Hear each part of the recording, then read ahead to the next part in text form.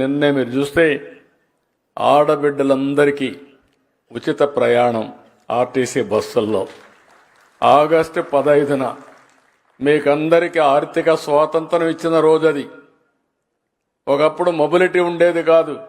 ఆడబిడ్డలు బయట రావాలంటే చాలా ఆంక్షలు, ఉద్యోగాలు చేసుకునే వాళ్ళకి సగం కట్ అయ్యేది. ఇప్పుడు భర్త భార్య ఉద్యోగం చేస్తే కాస్తో కూస్తో భర్త ఆదాయం ట్రాన్స్పోర్టేషన్ కూడా పోతే నెట్గా మీకు మాత్రం ఎంత జీతం వస్తుందో అంత జీతం తీసుకునే పరిస్థితి తీసుకొచ్చామంటే అది ఈ ప్రభుత్వం చూపించే విధానం, మహిళల పట్ల ఆసక్తి. దీనివల్ల చాలా లాభాలు. పిల్లలు చదువుకోవాలంటే, స్కూల్కి పోవాలంటే ఈజీగా పోవడం. ఇంకొక పక్కన ఎవరైనా వ్యాపారాలు చేసుకోవాలంటే వ్యాపారాలకి సులభతరంగా ప్రయాణ సౌకర్యం చేయడం. ఇంకొక పక్కన ఎవరైనా దేవాలయాలు చూడాలనుకుంటే ఇంట్లో కూర్చొని బోరు కొడితే దేవాలయం కూడా చూసి దర్శనం చేసుకుని మళ్ళా ఇంటికి రావడం. ఇలాంటి అనేక వినూత్నమైన కార్యక్రమాలు. ఒక్క విషయం మీరు గుర్తుపెట్టుకోవాలి. కొంతమంది అనుకుంటున్నారు నేనేదో ఎలక్షన్లో ఓట్ల కోసం మా ఆడబిడ్డలకి ప్రయాణ సౌకర్యం ఇచ్చానని. కాదు. ఈ మొబిలిటీ వల్ల ఆడబిడ్డలు బయట తిరగడం అలవాటైతే ఆర్థిక అభివృద్ధికి మీరే ప్రధాన సూత్రధారులు అవుతారనేది నా ప్రగాఢమైన విశ్వాసం అని చెప్పి కూడా నేను మీకు తెలియజేస్తున్నా. ఎన్నో సంవత్సరాలకు నేను ఒక మాట చెప్పాను. ఒకప్పుడు వంట చేయాలంటే చాలా కష్టంగా ఉండేది. వంట దగ్గరికి ఆడబిడ్డలైతే వంటింట్లోనే ఉండేవాళ్ళు. మా తల్లిని నేను చూశాను, ఇప్పుడు కూడా నాకు గుర్తుంది. అనారోగ్యం పాలయ్యే వాళ్ళ వచ్చిన పొగంతా కూడా మింగి, దేశంలో ఎవ్వరూ ఆలోచించిన సమయంలో నేను ఆ రోజు ఆలోచించి ప్రతి ఇంటికి ఉచిత గ్యాస్ సిలిండర్లు ఇచ్చాను. అది గేమ్ చేంజర్గా తయారైంది. దేశంలో మొట్టమొదటిసారిగా గ్యాస్ ఉపయోగించుకున్న రాష్ట్రం, ఉపయోగించుకున్న ఆడపడుచులు మన ఆడబిడ్డలని చెప్పి మరొకసారి మీకు తెలియజేస్తున్నా. ఈరోజు 3 గ్యాస్ సిలిండర్లు ఉచితంగా ఇస్తున్నాను. దానికి కూడా కారణం ఉంది. ధరలు పెరిగిపోయినాయని మళ్ళీ కట్టెల పొయ్యితో మీరు వంట చేసే పరిస్థితి వస్తే ఇది కరెక్ట్ కాదని ఇచ్చాను. అంటే మీ సమయాన్ని సద్వినియోగం చేసుకోవాలి. కట్టెల పొయ్యితో చాలా సమయం అవుతుంది. అదే స్టవ్ అయితే చాలా ఈజీగా అయిపోతుంది. ఈరోజు చాలామంది మీరు ఇంటికే పరిమితం ఎందుకు అవుతున్నారంటే బయట పోతే ఖర్చులు అవుతాయి, ఆర్టీసీ బస్సు రేట్లున్నాయి. ఇవన్నీ మళ్ళీ ఒకప్పుడు నేను చూసేవాడిని. ఆడబిడ్డల్ని చిన్నప్పుడు తల్లిదండ్రుల పైన, పెద్ద అయితే భర్తల పైన, ముసలివాళ్ళైతే మళ్ళా పిల్లల పైన, ఒక మాటలో చెప్పాలంటే వాళ్ళ దయాదాస్యాల పైన బతికేవాళ్ళు. ఇప్పుడు నేను ఇచ్చినట్టే సద్వినియోగం చేసుకోగలిగితే మా ఆడబిడ్డలందరూ మీ ఇంట్లో మగవాళ్ళు మీ మీద ఆధారపడే పరిస్థితి వస్తుంది. అది ఎక్కువ రోజుల్లో ఎక్కువ సమయం లేదని చెప్పి కూడా నేను మీకు తెలియజేస్తున్నా. ఇవన్నీ కూడా ప్రాక్టికల్గా మనం చేశాం. ఒకప్పుడు ఆడబిడ్డల్ని చదివించేవాళ్ళు కాదు. మీరు గుర్తుపెట్టుకోవాలి. నేను ఆ రోజు ఆలోచించాను. ఉద్యోగాల్లో, కాలేజీల్లో 33% రిజర్వేషన్లు మీకోసం పెట్టాం. దాంతో ఈరోజు చాలామంది అడుగుతూ ఉంటాను, ఎవరైనా భార్యాభర్త ఇద్దరు వస్తే, ఇద్దరు ఐటీ అయితే ఎవరి ఆదాయం ఎక్కువ ఉందని. దానికి కారణం నేను అడిగినప్పుడు వాళ్ళు చెప్పిన సమాధానం చూస్తే 180% భార్య ఆదాయం ఎక్కువ ఉంది, భర్త ఆదాయం తక్కువ ఉంది. దీనికి కూడా ఒక కారణం ఉంది. ఆడబిడ్డలు ఏ పని చేసినా నిష్ఠగా చేస్తారు. మగవాళ్ళకు కొన్ని ఎక్స్ట్రా కరికులర్ యాక్టివిటీస్ ఉంటాయి. దానివల్ల టైం కూడా వేస్ట్ అవుతూ ఉంటుంది. ఇది అందుకే నేను ఫస్ట్ నుంచి కూడా దీనికి ఎక్కువ ప్రాధాన్యత ఇచ్చాను. ఈరోజు ఆర్టీసీలో పనిచేసే కండక్టర్లు సమైక్య ఆంధ్రప్రదేశ్ తీసుకొచ్చిన విధానమే. కాబట్టి ఈరోజు నేను మిమ్మల్ని అనేది ఏంటంటే, నేను ఒక 10 సూత్రాలు పెట్టుకున్నా. ఈ 10 సూత్రాల్లో జీరో పావర్టీ, ఆర్థిక అసమానతలు తగ్గించే విధానం. ఎవ్రీవేర్ ఉద్యోగం ఉద్యోగం ఉద్యోగం. ప్రతి ఒక్కరూ ఉద్యోగాలు చేయాలి, ఏదో ఒక పని చేయాలి, 10 రూపాయలు సంపాదించాలి. ఇంకొక పక్కన పాపులేషన్ మేనేజ్మెంట్, జనాభా తగ్గిపోతా ఉంది. ఆ మాట చెబుతున్న ఎగతాళి చేస్తున్నారు కొంతమంది.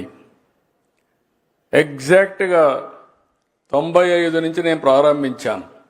ఆ రోజు ఆలోచించాను, జనాభా పెరిగిపోతా ఉంది, సమస్యలు వస్తాయనుకున్నాం. సంపద వచ్చింది, ఆదాయాలు పెరిగాయి. ఆదాయం ఎవరైతే ఉద్యోగాలు చేస్తారో వీళ్ళందరూ కూడా పెళ్లిళ్ళు చేసుకోవడం మానేస్తున్నారు. కొంతమంది పెళ్లిళ్ళు చేసుకున్నా పిల్లలు కనడం మానేస్తున్నారు. దీనివల్ల చాలా సమస్యలు వస్తాయని చెప్పాను. కానీ ఆ రోజు నేను ఆలోచించిన విధానానికి ఇప్పుడు ఆలోచించిన విధానానికి వ్యత్యాసం వచ్చింది. మారిన పరిస్థితులే కారణం.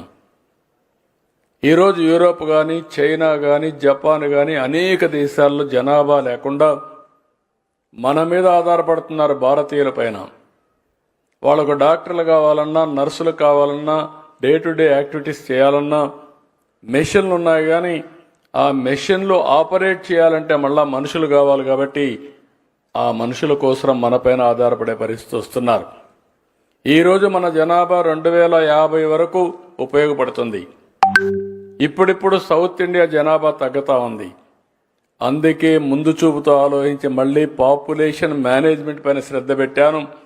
మనం కానీ పాపులేషన్ మేనేజ్మెంట్ కోసం ఏ విధంగా చేస్తే మనం ఈ కార్యక్రమాన్ని జయప్రదం చూసి దాని కింద కూడా ముందుకు పోతున్నాం.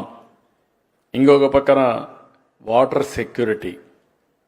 భగవంతుడు వర్షాన్ని ఇచ్చారు, వర్షం వస్తుంది. వర్షం వచ్చినప్పుడు పట్టించుకోవడం లేదు. కరువు వచ్చినప్పుడు తాగడానికి కూడా నీళ్లు లేకుండా భూమిని మీరు ఒకసారి ఆలోచిస్తే 1000 అడుగులు కిందికి వెళ్తున్నాం. పాతాళానికి వెళ్ళి నీళ్లు పైకి తీసుకొస్తున్నాం. దీనివల్ల ఒకసారి ఆ నీళ్లు తాగే నీళ్లు అనారోగ్యం వచ్చే పరిస్థితి వస్తుంది. ఇంకొక పక్కన నీళ్లు లిఫ్ట్ చేయాలంటే విపరీతమైన కరెంట్ అయ్యే పరిస్థితి వస్తూ ఉంది. చెట్లు కూడా ఎండిపోయే పరిస్థితి వచ్చింది. దీని మీద నేను ఒకటే మాట చెప్పాను, ఎట్టి పరిస్థితుల్లో రిజర్వాయర్స్లో ఎప్పుడు నీళ్లు పెట్టాలి. ఇంకొక పక్క భూమిని జలాశయంగా తయారు చేసుకోవాలి. వర్షాకాలం అయిన తర్వాత +3 మీటర్లో ఉండాలి. వర్షాకాలం రాబోయే మునుపు -8 మీటర్లో ఉంటే 5 మీటర్లు నీళ్లు మనం వాడుకోగలిగితే దగ్గర 700 TMC వాటర్ని మనం వాడుకున్నట్టు అవుతుంది. వాటర్ సెక్యూరిటీ ఉంటే వ్యవసాయం, పరిశ్రమలు, తాగడానికి నీటి ఎద్దడి ఉండదు. ఇంకొక పక్క అగ్రికల్చర్లో కూడా ఒక మెషిన్ కింద పెట్టుకొని ముందుకు పోతున్నాం. టెక్నాలజీని ప్రమోట్ చేస్తూ పెద్ద ఎత్తున ముందుకు పోవాల్సిన అవసరం ఉంది. ఇంకొక పక్కన రోడ్లు కానీ, పోర్ట్లు కానీ, ఎయిర్పోర్ట్లు కానీ, కమ్యూనికేషన్ కానీ, పవర్ కానీ ఇవన్నీ కానీ మనం ఉపయోగించుకుంటే భవిష్యత్తులో సంపద సృష్టించడం చాలా సులభతరం అవుతుంది. అందుకే లాజిస్టిక్స్ మీద ముందుకు పోయాం. ఇంకొక పక్కన మీరు ఒకసారి ఆలోచిస్తే కరెంటు ఛార్జీలు తగ్గించాలి.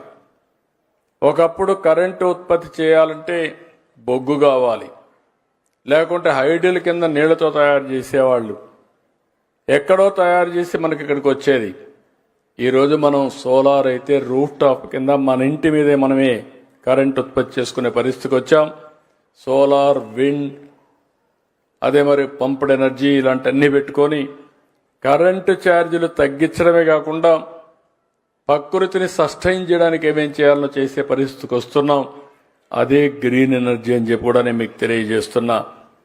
ఇవన్నీ చేస్తూనే స్వచ్ఛ ఆంధ్రప్రదేశ్ అనే కార్యక్రమం ద్వారా మన పరిసరాలని పరిశుభ్రంగా పెట్టుకోవడం, వీటికి కూడా ప్రాధాన్యత ఇచ్చాం. ఇవి చేస్తూ నేను మిమ్మల్ని అందరినీ కోరేది, ఈరోజు టెక్నాలజీ ఒక హ్యాండీగా తయారైంది. ఈరోజు మీరందరూ ఒకసారి చూస్తే మీరు ఏ ఆఫీసుకు పోయే పని లేదు. 704 సర్వీసులు ప్రభుత్వం ఆన్లైన్లో, వాట్సాప్లో మీ అందరికి అందుబాటులో పెట్టాం. మొన్న ఆగస్టు 15 నుంచి మీకు ఏ పని కావాలన్నా మీ ఫోన్లోనే అయిపోతాయి. మీరు ఆర్టీసీ బస్సుల్లో సీట్ల రిజర్వేషన్ దగ్గర నుంచి, దేవాలయాలకు పోతే పూజల దగ్గర నుంచి, హోటల్కి పోతే రూమ్ దగ్గర నుంచి ఏది కావాలన్నా అన్ని పనులు మీరు ఇంకొక పక్కన మీ క్యాస్ట్ సర్టిఫికెట్ నుంచి, మీ మార్కుల దగ్గర నుంచి అన్ని అవైలబిలిటీకి వచ్చే పరిస్థితికి వచ్చింది.